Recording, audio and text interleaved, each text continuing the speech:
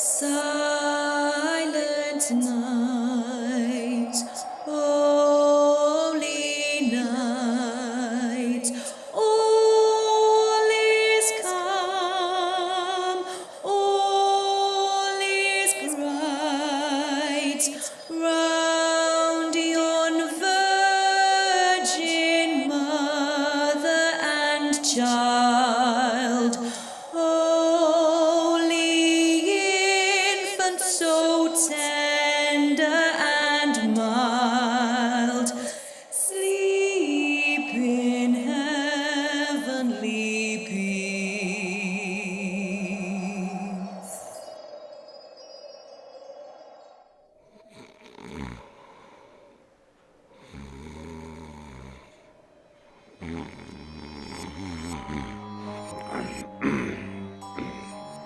When Scrooge awoke, it was so dark that looking out of bed, he could scarcely distinguish the transparent window from the opaque walls of his chamber.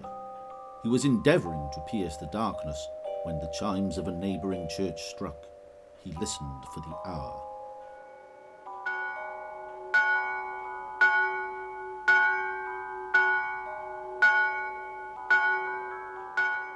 "12? It was past 2 when I went to bed. Why, it isn't possible that I can have slept through a whole day and far into another night."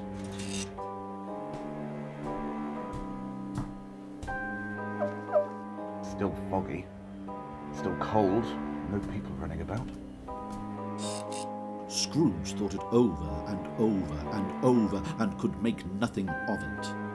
He lay in this state until the chime had rung at 3/4, when he remembered that the ghost had warned him. "You will be haunted by 3 spirits. Expect the first ghost when the bell tolls 1.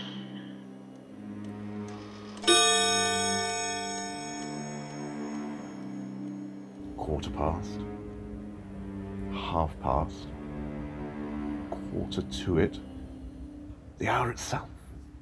Light flashed up in the room upon the instant.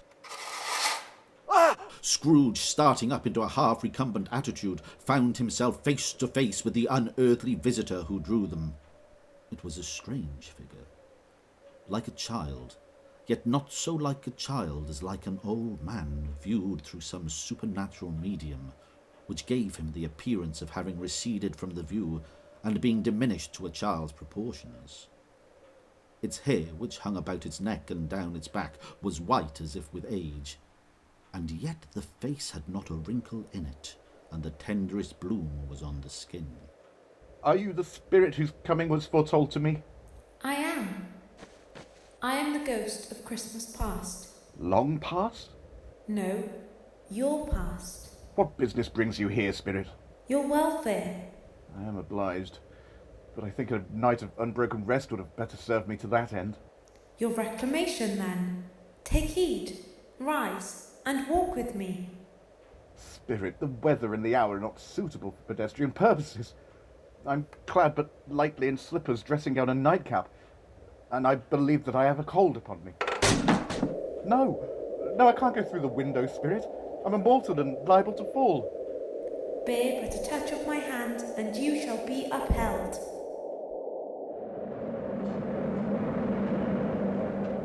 As the words were spoken, they passed through the wall and stood upon an open country road with fields on either hand.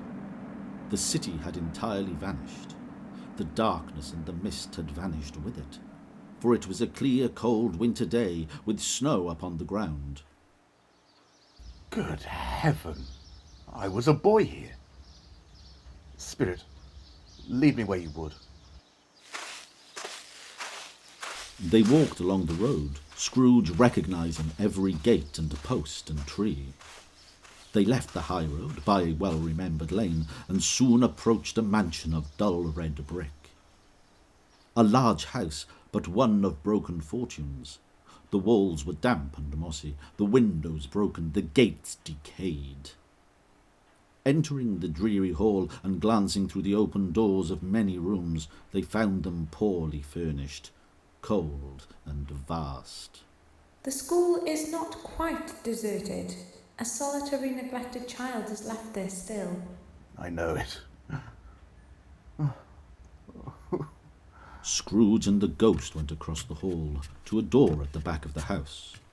It opened before them and disclosed a long, bare, melancholy room, made barer still by lines of plain, empty desks.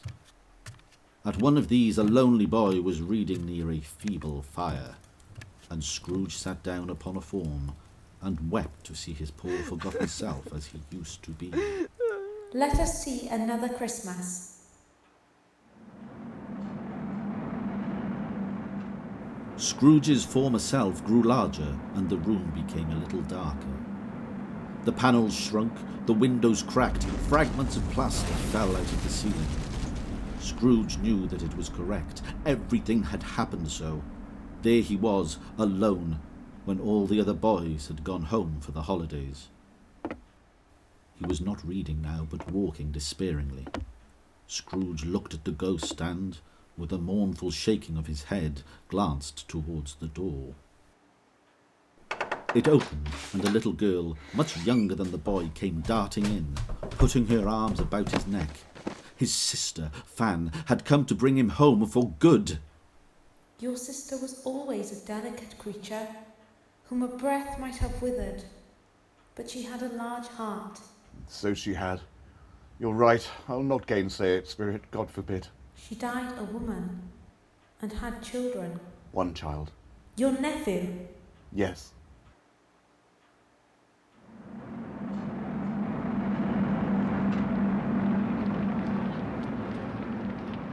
They were now in the busy thoroughfare of a city, where shadowy passengers passed, carts and coaches battled for the way, and all the strife and tumult of a real city war.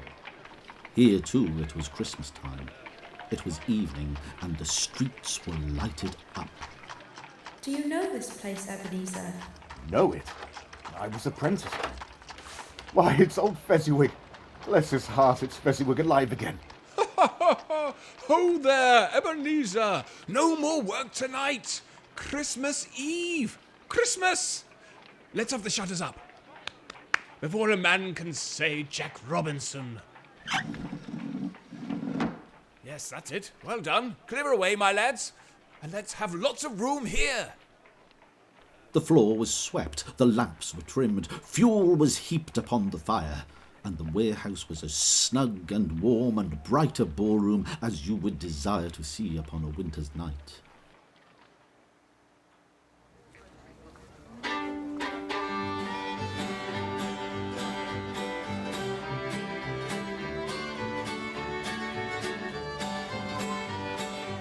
There were dances and forfeits and more dances. There was cake and a great piece of cold roast and mince pies and plenty of beer. When the clock struck 11, this domestic ball broke up. Mr. and Mrs. Fezziwig shook hands with every person as he or she went out and wished them a Merry Christmas. A small matter to make these silly folks so full of gratitude. Small? Why, is it not? He has spent but a few pounds of your mortal money, 3 or 4 perhaps. Is that so much that he deserves this praise? It isn't that, Spirit. He has the power to render us happy or unhappy, to make our service light or burdensome. Say that his power lies in words and looks, in things so slight and insignificant that it is impossible to add and count them up. What then? The happiness he gives is quite as great as if it cost a fortune. What is the matter? Nothing particular. No, I should like to be able to say a word or two to my clerk just now, that's all. My time grows short. Quick!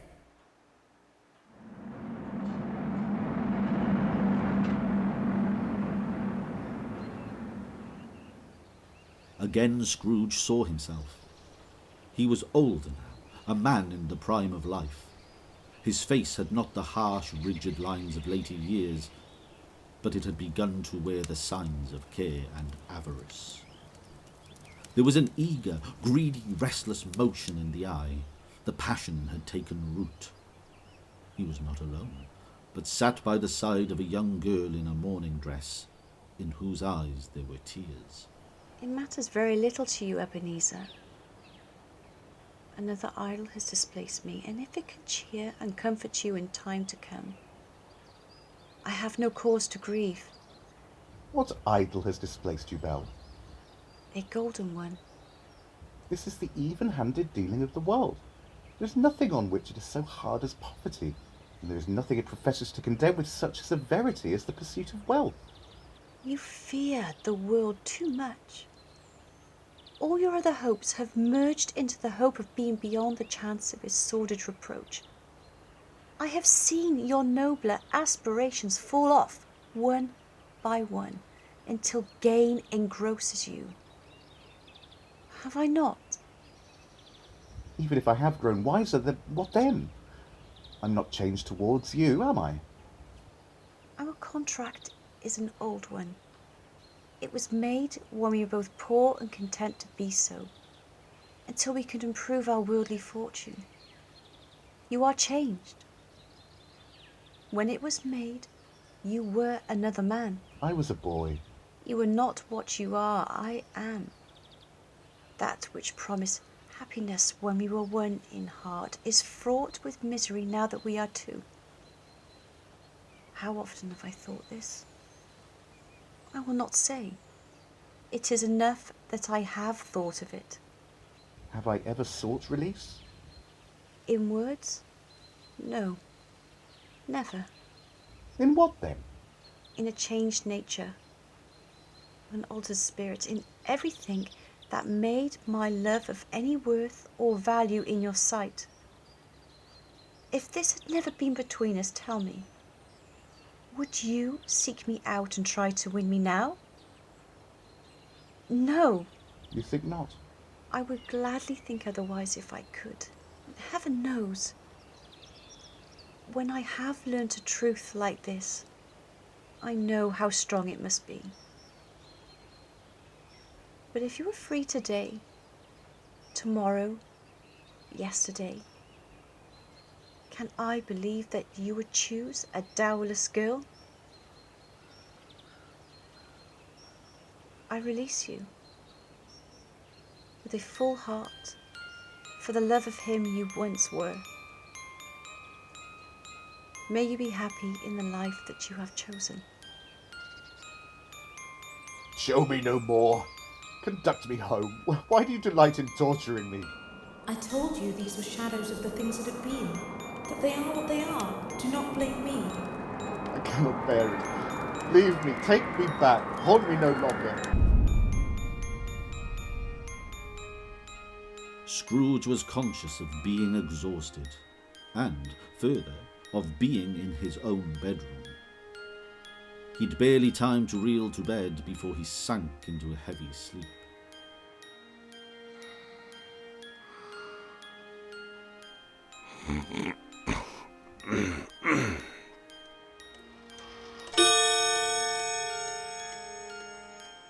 When the bell struck one and no shape appeared, Scrooge was taken with a violent fit of trembling. 5 minutes, 10 minutes, a quarter of an hour went by, yet nothing came. All this time he lay upon his bed, and the very centre of a blaze of ruddy light streamed upon it when the clock proclaimed the hour. At last he began to think that the source of this ghostly light might be in the adjoining room.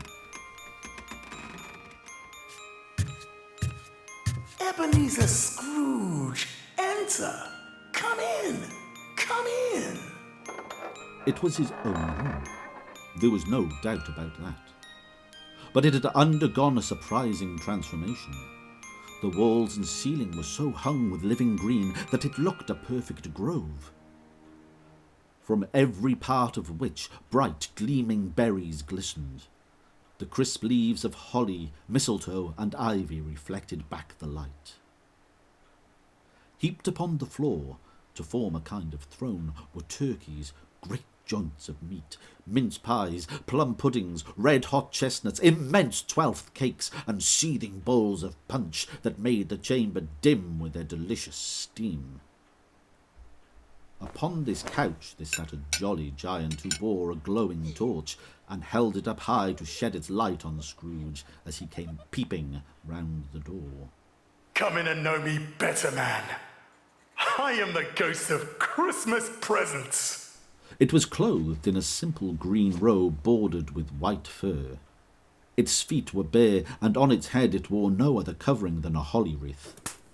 Its dark brown curls were long and free as its genial face, its cheery voice, its joyful air. You have never seen the like of me before. Never. Spirit, conduct me where you will. I went forth last night on compulsion, and I learnt a lesson which is working now. Tonight, if you have anything to teach me, let me profit by it. Hang on to my robe. Scrooge did as he was told and held it fast.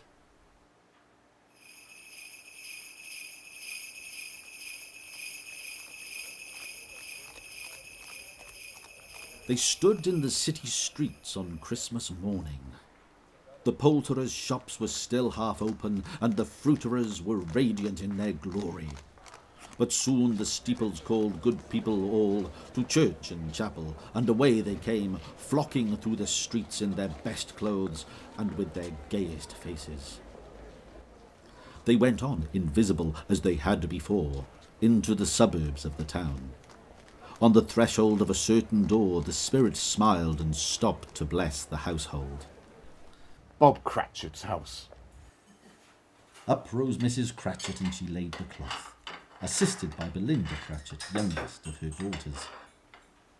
While Master Peter Cratchit plunged a fork into the saucepan of potatoes. Where has your precious father got to? And your brother, Tiny Tim? There's father now. In came Bob, the father, his threadbare clothes darned up and brushed to look seasonable, and Tiny Tim upon his shoulder. Tiny Tim bore a little crutch and had his limbs supported by an iron frame. Hi-ho, everyone. Hello, my love. Come with me, Tim. You can hear the pudding in the copper. It's singing. And how did little Tim behave? As good as gold. He told me coming home that he hoped people saw him in church, and it might be pleasant for them to remember upon Christmas Day who made lame beggars walk and blind men see. I think he's growing stronger. Robert, can you fetch the goose? Yes, my dear.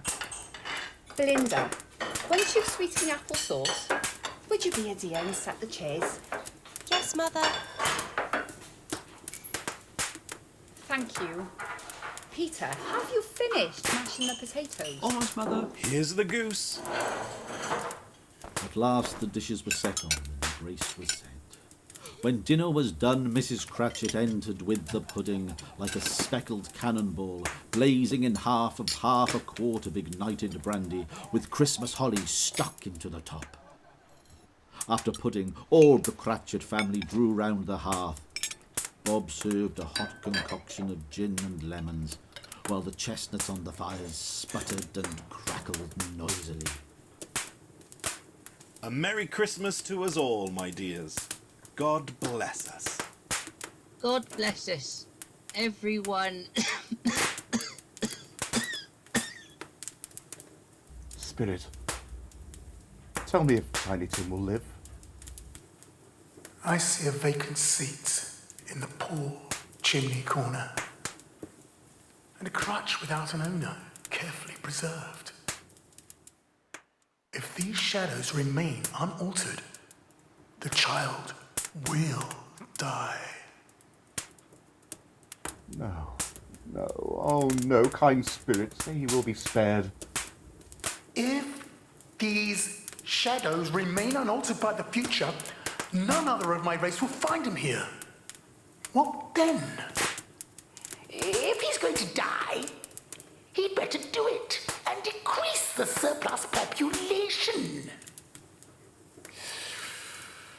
Forbear such wicked thought until you've discovered what the surplus is and where it is. Will you decide what men shall live? What men should die? It may be that in the sight of heaven, you are less fit to live than this poor man's child. I give you Mr. Scrooge, the founder of the feast. Founder of the feast indeed. I wish I had him here. I'd give him a piece of my mind to feast upon, and I hope he'd have a good appetite for it. My dear, the children, Christmas Day. It should be Christmas Day, I'm sure, on which one drinks to the health of such an odious, stingy, hard, unfeeling man as Mr. Scrooge. You know he is, Robert. My dear, Christmas Day. Oh, I'll drink for his health. For your sake. And the day's, not for his. Long life to him, a Merry Christmas, and a Happy New Year. He'll be very merry and very happy, I have no doubt.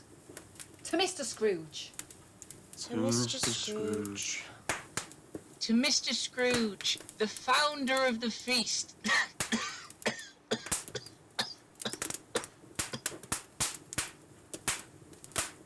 Now then, Peter, I have been told of an apprentice position at the shipping offices which needs to be filled. I have put in a word for you. If it comes to pass, you'd be on 5 and 6 weekly. 5 and 6. Peter's going to be a man of business.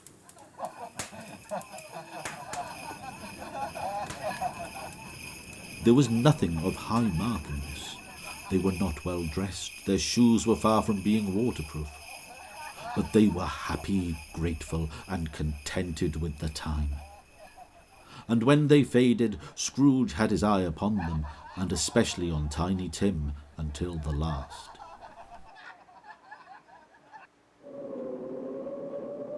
By this time it was getting dark and snowing pretty heavily, and as Scrooge and the Spirit went along the streets, the brightness of the roaring fires in kitchens, parlours, and all sorts of rooms was wonderful.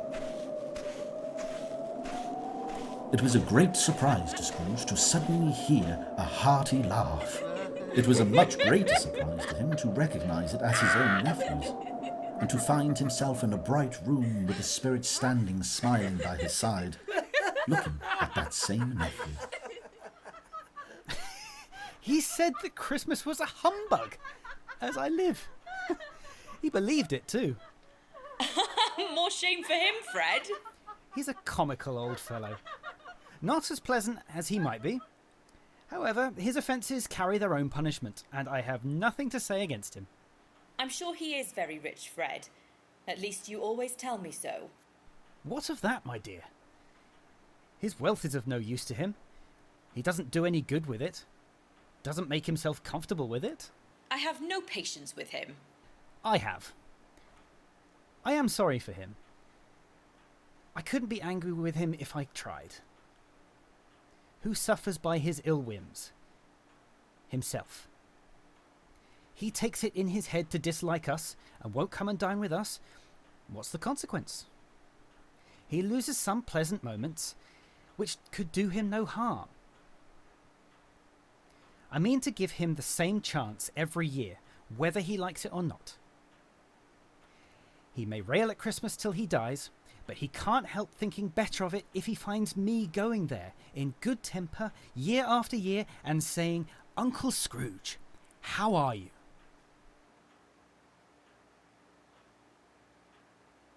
After tea they had some music, and after a while they played at forfeits. For it is good to be children sometimes, and never better than at Christmas. They played a game called Yes and No, where Scrooge's nephew had to think of something, and the rest must find out what.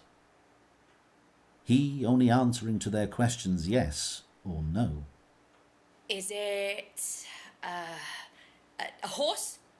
No. A pig? Certainly not. I have found it out. I know what it is, Fred. An animal that grows, grunts, and talks sometimes, and which lives in London. It's your Uncle Scrooge. It is.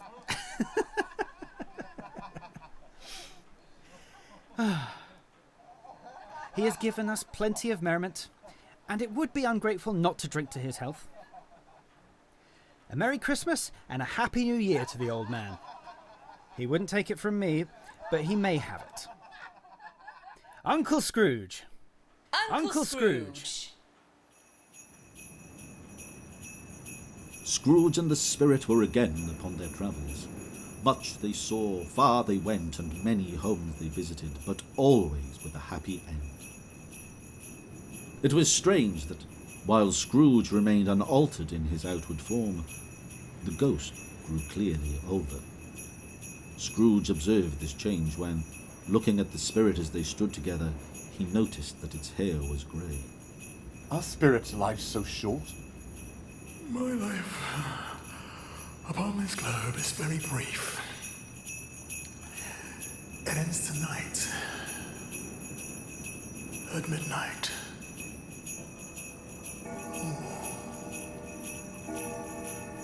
The time is drawing near. The chimes were ringing at 11:15 at that moment. As the bell struck 12, Scrooge looked about him for the ghost and saw it not. As the last stroke ceased, he remembered the prediction of old Jacob Marley. You will be haunted by 3 spirits. Lifting up his eyes, he beheld a solemn phantom, draped and hooded, coming like a mist along the ground towards him.